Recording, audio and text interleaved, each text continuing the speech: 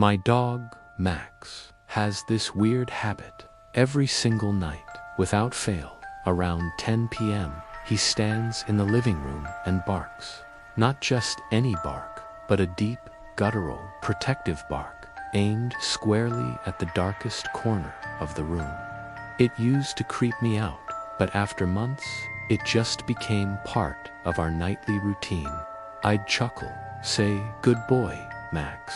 You tell those shadows who's boss," and he'd eventually settle down. It was our little ritual. Tonight was different. The clock struck 10, and I waited for the familiar sound. But instead of barking, a soft, low whimper escaped him. I looked up from my book, and my heart skipped a beat.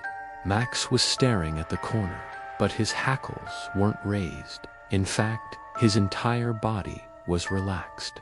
Then the silence was broken by the gentle thump-thump-thump of his tail wagging against the floor. He was happy.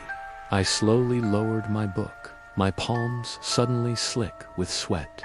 What could possibly make him react like this? I followed his gaze, my eyes straining to pierce the familiar darkness. For a moment, I saw nothing, just the deep, inky blackness of the corner where the floor met the walls. But as my eyes adjusted, a shape began to resolve itself from the void. It wasn't a shadow, it was a man. He was tall, impossibly tall, and seemed to be made of the very darkness he stood in. But the most terrifying part, he was smiling.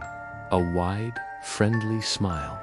And Max, my brave, loyal guard dog, just kept on wagging his tail, as if he was greeting an old friend who had finally come home. I haven't moved.